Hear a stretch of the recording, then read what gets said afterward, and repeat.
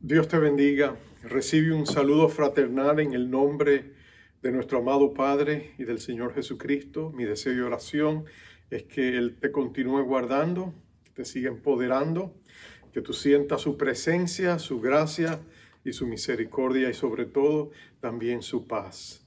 Estamos en tiempos difíciles, pero Dios está con nosotros. Te invito a leer la palabra de Dios. Estamos en el libro de los Hechos, el capítulo 8. Es un capítulo apasionante, es un capítulo donde hay realidades encontradas y una lectura somera de este pasaje podría darnos las implicaciones equivocadas, así que vamos a profundizar un poquito y ver lo que está pasando allá. Mi convicción es que Dios quiere hablarte en este día y quiere decirte que esta hora que estamos viviendo es tu hora para prevalecer. Así que vamos a leer Hechos capítulo 8, versos del 1 al 8. Dice así la palabra de nuestro Dios. Y Saulo consentía en su muerte. En aquel día hubo una gran persecución contra la iglesia que estaba en Jerusalén, y todos fueron esparcidos por las tierras de Judea y de Samaria, salvo los apóstoles. Y hombres piadosos llevaron a enterrar a Esteban e hicieron gran llanto sobre él.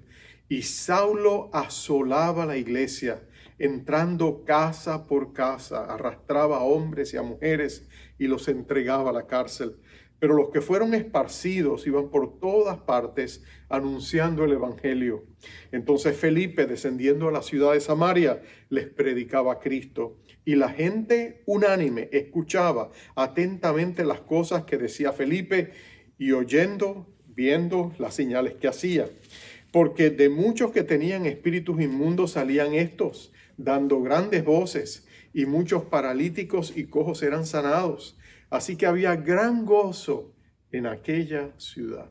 Vamos a orar.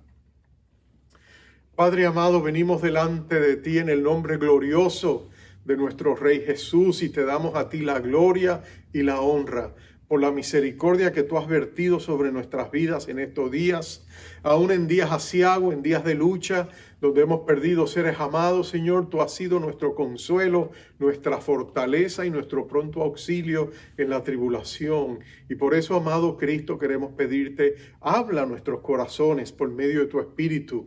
Infunde fe, infunde nuevos alientos. Danos una visión clara de lo que tú quieres que en esta hora hagamos para avanzar tu reino, y sobre todas las cosas, Señor, derrama abundante gracia sobre nuestras vidas. Te damos gracias por lo que estás haciendo, lo que vas a hacer, y Señor, te lo pedimos todo por ese bendito nombre de nuestro amado Rey Jesús. Amén. Amén. Fue Benjamin Franklin, uno de los padres fundadores de la nación americana, quien dijo estas palabras cuando ya estaba en los últimos momentos de su vejez, en los últimos tiempos de su vida. Él dijo: mientras más se alarga mi vida, más pruebas veo que me convencen de esta verdad. Es Dios quien gobierna los asuntos de los hombres. Es Dios quien gobierna los asuntos de los hombres. Daniel en su libro está de acuerdo con Benjamin Franklin, aunque él dijo y estableció esta verdad siglos antes que Franklin lo reconociera. En Daniel capítulo 4, verso 25, él dice: el Altísimo tiene dominio en el reino de los hombres y lo da a quien quiere.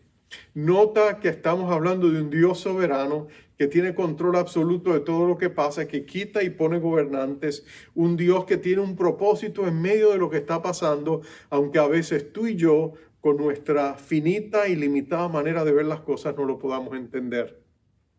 Pero mira, con Dios no hay coincidencias. Estamos viviendo un tiempo terrible con esta pandemia, estamos viendo un colapso económico en muchas naciones, estamos viendo cómo muchas personas están desesperadas, clamando a Dios, pero en medio de esta hora crítica, Dios está llamándonos como miembros y parte de su eclesía, de su iglesia, a levantarnos. Esta es nuestra hora, esta es la hora que Dios ha determinado para que nosotros intercedamos a favor de esta nación y del mundo. Estados Unidos particularmente está viviendo una hora crítica. De hecho, es una hora en medio de esta nación americana que los próximos 3 meses pueden determinar el futuro de la próxima década o inclusive de varias décadas de esta nación. Y estamos inmersos en una intensa batalla espiritual, más allá del COVID-19, más allá de las reñidas campañas políticas en un año de elecciones. Estamos viviendo tiempos de intensa batalla espiritual. Y quien va a determinar qué va a suceder no es otro que tú y yo, doblando nuestras rodillas como la iglesia de Cristo, como la extensión de su cuerpo, para que a través de nuestras oraciones se cumpla la voluntad de Dios. Entonces, en vez de lamentarnos sencillamente por el tiempo difícil en que nos ha tocado vivir, vamos a llenarnos de nuevos bríos, vamos a llenarnos de nuevas fuerzas, vamos a pedirle a Dios que nos ayude, porque tiempos críticos son tiempos llenos de oportunidades. Hay grandes peligros, pero hay grandes oportunidades. Y para reflejar mejor estos pensamientos, no tenemos sino que mirar el pasaje que acabamos de leer. Esteban acaba de ser apedreado. Esteban acaba de ser asesinado. Es interesante que Esteban es asesinado sobre la colina del mismo Monte Calvario. 3 grandes eventos de la historia sucedieron allí. Allí fue donde Jeremías escribió su famoso libro de Lamentaciones. Allí fue donde unas semanas antes el Señor Jesucristo había sido crucificado, y es allí mismo donde Esteban es apedreado. Es como si aquel monte del Calvario desde siglos antes hubiera sido en cierta medida un precursor, un lugar sagrado donde Dios había usado el dolor de muchos de sus hijos para preparar la escena de futuros grandes acontecimientos. La muerte de Esteban va a servir como un evento catalítico para la eclesía o la iglesia de Dios. Sus últimas palabras de oración van a impactar la vida de un hombre que estaba allí consintiendo en su muerte. Saulo de Tarso, un fariseo, un líder joven y un fanático ferviente del judaísmo, está allí y está consintiendo y guardando la ropa de los que están apedreando a Esteban. Pero aquella última oración de Esteban, cuando él le pide a Dios que tenga misericordia y que perdone a los que están en contra suya, va a ser un elemento importante en la conversión y luego en el crecimiento espiritual de este Saulo de Tarso. Porque no te equivoques, en unos momentos más adelante Saulo va a lanzar una intensa persecución en contra de la iglesia. La persecución va a ser tan intensa porque va a ser despiadada, va a ser inmisericordia y va a ser demoledora. Mira lo que Dios había hecho anteriormente. Por ya varios años, alrededor de 15 años, Dios ha estado levantando una iglesia poderosa en Jerusalén. Miles han venido a los pies de Cristo, y en los últimos meses ha sido precisamente la clase sacerdotal la que ha dejado el judaísmo y ha abrazado la fe cristiana. Eso, por supuesto, ha sacudido el liderazgo político, religioso, civil de Jerusalén, especialmente la secta de los saduceos, que tenían el control absoluto de la política del país, y ahora ellos han apoyado a Saulo y a otros para que el ataque contra la iglesia sea devastador. Y él lo hace, y su éxito es aparente, pero parece seguro. Miles de cristianos han sido arrestados. Muchos de ellos serán puestos en cárceles. Más adelante en las cartas de Pablo él va a reconocer que muchos fueron azotados y muchos murieron a causa de estos azotes, posiblemente personas de mayor edad o personas que no pudieron sostener físicamente estos azotes. Muchos murieron, y él va a llevar en su conciencia el peso ensangrentado de la muerte de estos santos. Hasta su último día en la tumba, él va a reconocer que fue el más pequeño de los apóstoles porque fue perseguidor de la iglesia. Pero, ¿sabes? No te equivoques, porque la iglesia del Señor Jesucristo no solamente se va a levantar de estas cenizas, va a levantarse más poderosa, más segura, y su evangelio y la expansión de este evangelio va a ser mucho más amplio, mucho más grande, y lo que parecía una inminente derrota, Dios va a convertir en un gran triunfo. Y la razón es porque esta eclesía, este ejército que Dios había levantado, va a doblar sus rodillas va a empoderarse en las fuerzas que el Señor le va a dar y va a salir y va a triunfar en medio de estas circunstancias adversas y en medio de todo lo que está pasando. Y cuando miremos más de cerca estos acontecimientos, vamos a ver tres verdades que debemos recordar y aplicar en los tiempos que a ti y a mí nos está tocando vivir. Y lo primero que yo quisiera que tú y yo entendiéramos, que aprendemos de esta lección de lo que pasó en la iglesia de Jerusalén, la iglesia del Señor en estos tiempos, y lo podemos aplicar a nuestros tiempos, es que los tiempos duros no duran. Los tiempos duros no duran, porque el soberano Señor es el que los mide y el que está cerca de nosotros. Jehová de los ejércitos, el rey soberano de los ejércitos celestiales, ha levantado un ejército sobre la tierra. No es el ejército del pueblo judío. Él es el Señor de los ejércitos, pero no es ese. Él es el ejército de la iglesia de Cristo, que es un ejército de salvación. Este ejército ha sido empoderado por la presencia del Espíritu Santo, que les ha empoderado internamente, que les ha dado una fortaleza interior, un denuedo, una valentía, una audacia para ellos levantarse y llegar a ser todo lo que Dios desea que ellos sean. Ese mismo Espíritu Santo está dentro de ellos, creando su fruto, dándole el fruto del Espíritu. Y ellos están llenos de amor, de gozo, de paz, de paciencia, de bondad, de benignidad, de fe, de mansedumbre, humildad y dominio propio, templanza. Y esa bendita iglesia, ese ejército va a continuar adelante, porque aunque uno pudiera dudar lo que Dios estaba haciendo, no tengas duda, Dios estaba al control de lo que estaba sucediendo. Y Él estaba al frente de este ejército. Algunos pensarían, ¿cómo es posible que Dios haya permitido esta persecución? Es como si Dios hubiera quedado dormido al volante de su eclesía, pero no es así. Dios ha permitido esto de manera intencional, porque Él sabe que su iglesia está lista. Algunos han dicho, bueno, seguramente fue que como la iglesia no salía de Jerusalén y salía a cumplir el mandato de Dios, no habían ido a Judea, no habían ido a Samaria, sin duda que Dios tuvo que enviar la persecución para sacarlos y desalojarlos de esa comodidad en que estaban. Pero yo lo dudo, porque lo que tú ves en la iglesia de Jerusalén es una iglesia que está llena del Espíritu Santo, que es sensible a la voz de Dios, una iglesia que está haciendo milagros, señales, prodigios. Sencillamente ellos estaban a la espera de que Dios les mostrara que era el tiempo de salir, porque ellos no iban a salir sin la dirección del Espíritu Santo. Pero ahora Dios se lo muestra de manera fehaciente. Dios le muestra, ¿sabes qué? Este es el tiempo para salir. Y sabes que a pesar de toda esa intensa persecución, Saulo estaba destinado a fracasar.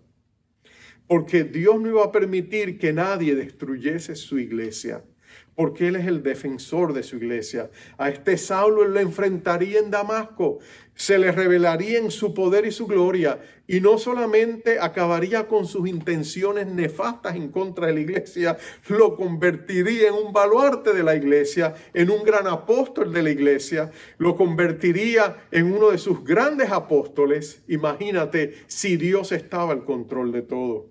Por eso es que tú y yo sabemos que los tiempos duros son temporales. No duran más allá de lo que Dios ha decidido.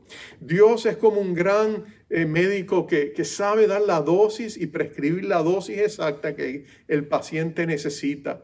Él mide y pesa con cuidado lo que llega a nuestras vidas. Él no nos envía pruebas que van más allá de nuestras fuerzas de soportar, si junto con la prueba nos manda el aguante que vamos a necesitar. En Jesucristo tú y yo podemos encontrar todo lo que necesitamos. Y la iglesia de Jerusalén va a encontrar en Jesucristo todo cuanto necesita para transformar este ataque en una bendición disfrazada. Lo segundo que yo quisiera dejarte saber es que nuestra senda está guiada por Dios. Mira lo que ha pasado. La iglesia ha sido súbitamente atacada. Y los cristianos tienen que salir de Jerusalén y van a irse a lo largo y a lo ancho de todo el imperio romano, porque el Señor les está dirigiendo. No es una dispersión explosiva, coincidental, no sabemos a dónde van a caer, no. Dios está guiando cada vida. Algunos de estos creyentes Dios les ha llamado a sufrir. como Cristo les había advertido a ellos. Muchos de ustedes serán lanzados a la prisión, tendrán que testificar de mí. Otros tendrán que morir, pero no teman, porque Dios estará con ustedes, les dirá lo que tienen que hacer, les dará el aguante, así como hizo con Esteban para salir avantes y triunfantes en la hora de la prueba. Pero otros serían enviados estratégicamente, dirigidos por el Espíritu Santo a los lugares donde ellos tenían que ir. Porque nuestro Dios es un Dios de propósito, así como es un Dios de destino. Es interesante que la iglesia, aunque sorprendida por estos eventos, sabía en quién podía confiar. Es interesante, hay una peculiaridad en la fe judía. El judío ve el futuro, ellos no se esfuerzan en conocer el futuro. Su mirada no está, como usualmente la nuestra, está en el futuro, queriendo saber qué es lo que va a pasar. La gente del mundo contemporáneo quiere saber el futuro porque si ellos saben lo que va a pasar, ellos pueden controlar el futuro. Por eso la gente que no tiene a Cristo va a los psíquicos, lee los horóscopos, quieren saber qué va a pasar, qué día voy a tener hoy. Pero los judíos no actúan de esa manera porque los judíos caminan de espaldas al futuro, mirando siempre al pasado. En cierta medida ellos son como remeros, personas que reman en un bote. Ellos saben que solo tienen que mirar el horizonte, ver dónde está el punto del horizonte y seguir mirando lo que queda atrás, porque ellos prefieren recordar lo que Dios ya les ha dicho, porque lo que Dios ya les ha dicho y lo que Dios ya ha hecho es lo que ellos necesitan para fortalecer su fe. Y Dios siempre nos ha hablado y ellos recuerdan lo que Dios ha dicho y de vez en cuando miran sobre su hombro para asegurarse que van por el camino correcto, pero están más preocupados de mantenerse en línea con el horizonte y mirando todo lo que Dios ya les ha hablado, lo que Dios ha dicho para encarar el futuro. En ese sentido, la iglesia hacía lo mismo. La iglesia escuchaba las palabras de Jesús. ¿Qué les había dicho Jesús? Ellos recordaban las palabras y la enseñanza de los apóstoles. ¿Qué les había dicho los apóstoles? Sin duda que los apóstoles los habían preparado para estos tiempos difíciles. Ellos recordaban todas esas palabras. Ellos tenían la presencia del Señor en ellos. Ellos sabían que nada sucedería en su vida sin que el Todopoderoso Dios lo permitiera. Y si Él lo permitía, todo iba a estar bien, porque Él se iba a asegurar de que ellos estuvieran bien. Por eso es que el apóstol Pablo, con gran aplomo, escribiría a los cristianos en Roma, que estaban a punto de unos años de ser perseguidos por el mismo emperador Nerón que ahora gobernaba. Y él les escribió a ellos en Romanos 12:12, sed gozosos en la esperanza, pacientes en la tribulación, constantes en la oración. Porque él sabía que no importaba lo que pasara, ellos iban a estar bien, porque Dios estaba con ellos, Dios los estaba guiando. Así es que Felipe, uno de los diáconos, es enviado a la ciudad de Samaria y él empieza a predicar el evangelio y miles de personas se empiezan a convertir. Ellos empiezan a ver milagros, señales, prodigios, gentes liberadas de ataduras demoníacas. El evangelio es predicado con poder y Dios está con este varón de Dios llamado Felipe. Es interesante que cuando el avivamiento está en todo su apogeo, él le va a decir, para un momento, ven acá, y se lo va a llevar solito y le va a presentar, lo vamos a ver más adelante, a un eunuco etíope que va camino de regreso a África después de haber visitado a Jerusalén, y él le va a llevar al evangelio y este va a ser el primer misionero, este eunuco etíope, el primer misionero de Cristo en África, porque él va a llevar la nota del evangelio hasta la parte más remota de su propia tierra. Pero mira esto, Dios no desperdicia nada, Dios estaba en control, Dios estaba guiando a su pueblo. Otros cristianos llegarán hasta Antioquía y allí plantarán una iglesia multicultural, donde Bernabé y Saulo mismos serán misioneros, serán enviados de esta iglesia misionera. Dios va a plantar iglesias en Asia, en Europa, hasta la última de la tierra. Dios va a estar obrando. Y en unas décadas el Imperio Romano va a saber que Jesucristo es Señor de todo, porque en tiempos de crisis Dios guía a su pueblo. Como Dios te está guiando a ti, Dios te va a guiar a ti, nos va a guiar a nosotros. Tenemos que entender que como la reina Esther dijo, para esta hora he sido llamada al reino, como le dijo su tío Mardoqueo. Esta es tu hora, esta es la hora de prevalecer, esta es la hora de doblar rodillas, es la hora de levantarnos, es la hora de luchar. Esta es la hora de los intercesores. Esta hora crítica es donde Dios está llamando a su ejército a doblar rodillas para ganar, para salir triunfantes, para prevalecer. Y finalmente, el último punto de este mensaje es que estos tiempos adversos son tiempos de realineamiento, donde Dios está realineando el mundo como lo conocemos. Mira lo que está sucediendo. Dios está lanzando su ejército y lo ha enviado a conquistar al mundo. Un mundo pagano, un mundo que está atado en fortalezas satánicas, un mundo que adora falsos dioses, un mundo que está controlado por los principados, por las potestades, las autoridades, las huestes infernales de maldad que gobernaban en esos tiempos. Pero la iglesia va con un paso arrollador, victoriosamente, ganando terreno para el reino de Dios. Jesucristo había prometido: yo edificaré mi iglesia y las compuertas de los infiernos no van a prevalecer contra ella.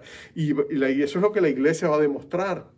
Mientras el mundo la persigue, mientras Saulo trata de destruirla, tú debes entender que Dios estaba en control. Pero tú nunca lo hubieras sabido si hubieras estado escuchando los titulares de periódicos de ese tiempo. Si tú hubieras leído las páginas seculares, las páginas paganas, las páginas como hoy día se le llaman de fake news, las noticias engañadoras, tú lo que escucharías en estos titulares son titulares como: Saulo asola la iglesia, cientos de cristianos apresados, el fin de la eclesía, estalla la violencia en Jerusalén, cristianos huyen aterrados y vencidos, el sumo sacerdote hace declaraciones triunfalistas. Quizás esos serían los titulares de los periódicos, si hubiera habido periódicos en ese tiempo, pero todos ellos no hubieran estado declarando la verdad, porque detrás de esos aparentes éxitos de Saulo de Tarso había un Dios todopoderoso que tenía la eclesía en el hueco de su mano, le estaba protegiendo, le estaba proveyendo, le estaba amparando y le estaba usando para que saliera adelante y triunfara. Lo que la iglesia tenía que hacer era orar, orar, orar y predicar y actuar y ser la eclesía de Dios, vivir con integridad. Lo mismo está pasando en nuestros tiempos. Nosotros estamos rodeados de titulares de periódicos sensacionalistas y fatalistas. El COVID-19 es el que todavía tiene algunos de los titulares de los periódicos, la reñida campaña política. Y tú y yo pensaríamos que eso es lo que está pasando, pero tras estos bastidores, déjame decirte, hay una intensa batalla espiritual por el alma de esta nación. En los próximos 3 meses esta batalla se va a intensificar, pero es solamente para que la iglesia doble sus rodillas, reclame su herencia espiritual, use las armas de nuestra milicia que no son de este mundo, pero son poderosas en Jesucristo para la destrucción de fortalezas. Y lo que Dios quiere hacer es sacar de esta nación toda esta legión de demonios que ha llegado y que están batallando en contra de su iglesia, tratando de destruir el propósito de Dios para esta nación. La nación norteamericana fue fundada por hombres imperfectos, pero que lograron escuchar la voz de Dios y escribir una constitución donde se expresaban no los mayores ideales humanos, sino realmente principios divinos de justicia, de libertad, de proteger los derechos de todos. Era una herramienta imperfecta, pero ha sido admirada a través de los siglos por el mundo entero, que ha visto en Estados Unidos, vio en Estados Unidos por muchos años un faro de luz en una intensa oscuridad. Muchos emigrantes añoraban con venir a estas costas para encontrar en esta nación lo que no podían encontrar en sus propias naciones. Pero ¿sabes qué? Ahora mismo esta nación está batallando. Hay fuerzas internas diabólicas que quieren destruir su legado histórico y quieren destruir su futuro, su destino. Pero Dios no ha terminado con los Estados Unidos. Mi convicción es que Dios todavía tiene propósitos con esta nación. No estamos hablando de política, estamos hablando de los propósitos divinos. Y es importante que entendamos eso y oremos a favor de esta nación, porque en esta hora pertenece la victoria a los intercesores. Esta es la hora de la iglesia, es la hora de la eclesía, es la hora de nosotros salir adelante. Termino con esto. Mira esto, hace unos años atrás, para mostrarte ese punto de que la historia pertenece a los intercesores. Mira lo que sucede. Hace siglos atrás, en el 1588, el rey Felipe II envió su afamada armada española en contra de Inglaterra. Ellos querían ahogar la fuerza del protestantismo, querían acabar con la monarquía de Isabel, que se había entregado su corazón a Jesucristo y quería que el protestantismo reinara en Inglaterra. Era una armada invencible, 130 barcos españoles. No había nada que se pudiera comparar al poder y a la eficacia de esta gran armada española. Inglaterra no tenía nada que hacer sin orar. El rey de Inglaterra, la reina de Inglaterra declaró un día de ayuno y oración y el pueblo entero comenzó a orar, empezó a ayunar, a buscar a Dios. Y mira cómo Dios responde. En medio del océano se levanta una tormenta devastadora que básicamente barre con todos los barcos de la Armada Española. Ellos, los que sobreviven, se reorganizan, siguen adelante, pero vez tras vez, sobrenaturalmente, suceden eventos trascendentales que van a impedir que ellos cumplan su deseo y su cometido. Finalmente ellos tienen que volver y regresar a España derrotados, y Dios guarda y preserva lo que está sucediendo en Inglaterra en respuesta a las oraciones de su pueblo. Te cuento otro testimonio. Rees Howells fue uno de los grandes intercesores de la iglesia. Durante la Segunda Guerra Mundial, él fue conocido por sus oraciones intensas. Y se cree que muchas de las oraciones de este gran siervo de Dios y los que estaban con él determinaron el éxito de la guerra que había durante la Segunda Guerra Mundial. Una de ellas fue la batalla de Dunkirk, cuando los alemanes, que habían prácticamente conquistado toda Europa y habían visto a las grandes naciones, Polonia, Austria, Francia, todas estas naciones habían caído postradas ante el avance arrollador del ejército alemán. Los aliados habían estado batallando, pero ahora se dan cuenta de que no pueden vencer. Quedan 400,000 soldados a enfrentar un frente de guerra muy bien capacitado y entrenado, pero también con grandes armamentos bélicos, más de 800,000, 2 veces la cantidad de soldados que ellos tenían.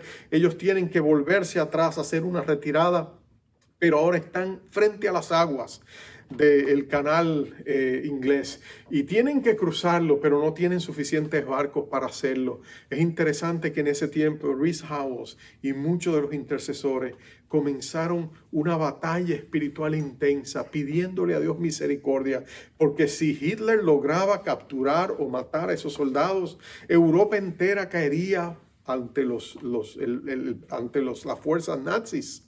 Así que ellos oraron, intercedieron, y fue increíble lo que Dios hizo. Dios usó el clima nuevamente. En ese tiempo, en esa época del año, el canal inglés es todo un tiempo de vientos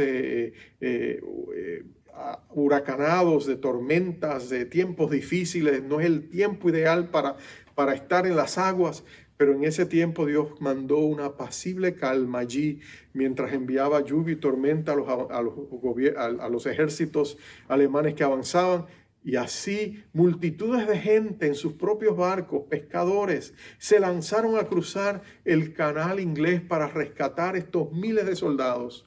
Y rescataron prácticamente la gran mayoría de ellos. Más de 380 y pico de mil soldados fueron rescatados, regresados a Inglaterra. Todo en respuestas a las oraciones de este hombre llamado Rees Howells y de un país que oraba y dobló sus rodillas ante Dios. Por eso yo no tengo duda de que estos próximos 3 meses va a ser la hora de la iglesia. Va a ser la hora de la eclesía del Señor Jesucristo. Es cuando nosotros vamos a doblar rodillas, vamos a ayunar, vamos a interceder y vamos a ver grandes victorias. Los próximos 3 meses podrían ser difíciles, pero una iglesia que ora siempre prevalece. ¿Cómo podríamos orar en estos 3 próximos meses? Quizás es la pregunta. Y yo te sugiero 3 sugerencias en cuanto a cómo nosotros podemos orar. Primero, ora por el destino de la nación americana. Pide que Dios perdone, levante, restaure y renueve esta nación. Que vuelva el corazón de muchos en esta nación y que perdone los grandes pecados de esta nación.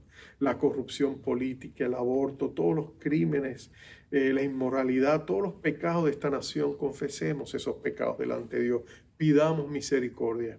Segundo, oremos para que Dios ate y eche fuera el espíritu de Jezabel que está batallando contra esta nación y todas sus huestes espirituales. Una batalla espiritual. Pero en el nombre del Señor Jesucristo, la iglesia está capacitada por el poder de Dios para enfrentar esta batalla en las fuerzas del Señor. Y finalmente, ora que Dios defina las elecciones de noviembre y establezca su voluntad.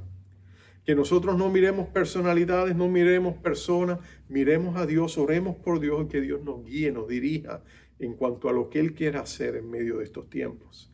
Si nosotros como iglesia hacemos eso, amados hermanos, nosotros tendremos asegurada la victoria del Señor, porque tiempos duros no duran, porque Dios guía a su pueblo, porque en esta nueva realineación que Dios va a hacer, será el Señor Jesucristo quien tendrá la última palabra y lo hará a través de ti. Esta es tu hora, la hora en que Dios te ha llamado a prevalecer. Prevalezcamos juntos. Vamos a orar.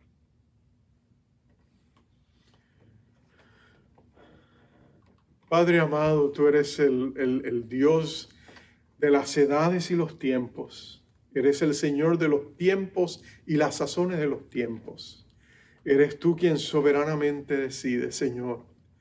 Y tú le has dado a nuestro Rey Jesús toda autoridad en los cielos y en la tierra. Y nosotros somos su cuerpo, somos su iglesia. Somos parte de lo que tú quieres hacer. Y parte de nuestro llamado es anunciar a los principados y potestades este mensaje glorioso del poder de tu autoridad y de tu evangelio. Oh Señor, nuestro corazón rebosa de esperanza y de expectativas, porque aunque vengan tiempos difíciles en estos próximos meses, ellos van a pasar.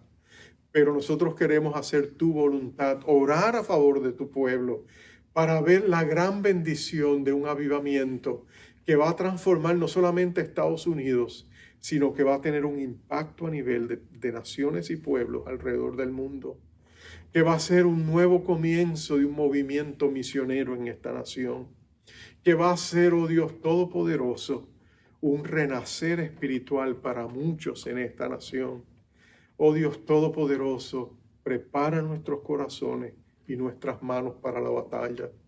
Oh Señor, quita de nosotros todo temor, porque tenemos promesas de provisión y de protección de parte tuya, porque nuestras vidas y hasta los cabellos de nuestra cabeza están contados, porque estamos en Cristo y Cristo está en nosotros, esperanza de gloria. Y Padre, te pedimos que nos des ese valor santo, que se levante en nosotros por medio de tu Espíritu un denuedo santo para buscarte. Oh Padre, que vengamos a ti con grandes expectativas de lo que tú vas a hacer. Que oremos tu palabra, Señor, en el poder de tu Espíritu. Que declaremos los decretos que tú has hecho para bendecir a tu iglesia y bendecir a tu pueblo. Y Señor, que tú derrames estas bendiciones, no porque lo merecemos, sino porque tú eres bueno y para siempre es tu misericordia. Oh Dios Todopoderoso, nuestra alma te alaba, te bendice y te exalta. Tú eres el Rey de los cielos, eres el Rey de los santos, eres el Rey de los siglos y eres el Rey de la gloria. Bendito sea el nombre de nuestro Rey Jesús y de nuestro amado Padre. En su nombre te lo pedimos todo, en el nombre bendito de Jesucristo. Amén, amén y amén. Gracias, amados hermanos, por escucharme. Gracias por tomar estos pensamientos y enterrarlos en tu corazón. Gracias por batallar juntos. En los próximos días, en las próximas semanas, estaremos dando indicaciones más precisas de cómo vamos a orar. Y en septiembre y adelante vamos a estar batallando espiritualmente juntos para que la gloria del Señor venga sobre esta nación y cumpla sus propósitos. Así que te envío con la bendición del libro de Números capítulo 6. Jehová te bendiga, te guarde, haga resplandecer su rostro sobre ti y tenga de ti misericordia. Jehová alce sobre ti su rostro y ponga en ti paz. Dios te bendiga, bendiciones y hasta pronto. Cenas Dios hará donde piensas que no hay. Él obra en maneras que no podemos entender. Él me guiará, a su lado estaré. Amor y fuerza me dará. Camino hará donde no lo hay. Cenas Dios hará donde piensas que no hay. Él obra en maneras que no podemos entender. Él me guiará. A su lado estaré, amor y fuerza me dará, un camino hará donde no lo hay. Si camino en la soledad, me guiará. Agua en el desierto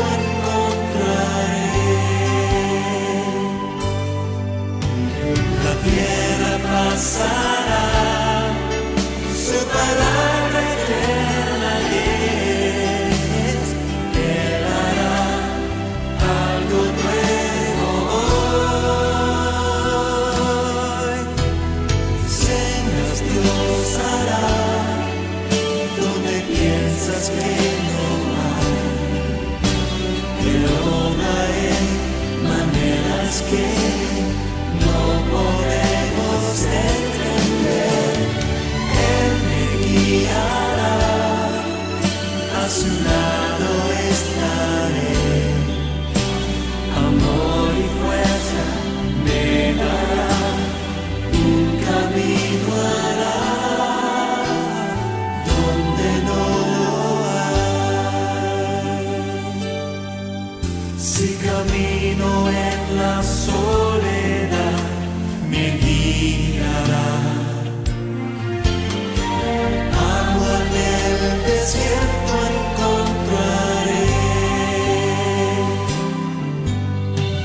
La tierra pasará, su palabra eterna es.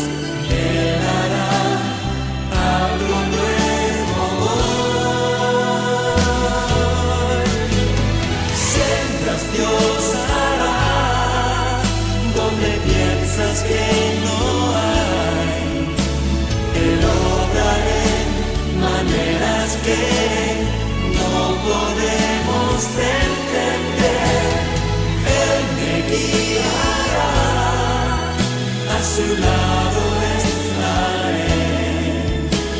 Amor y fuerza me dará, un camino hará donde no lo hay. Amor y fuerza me dará, un camino hará donde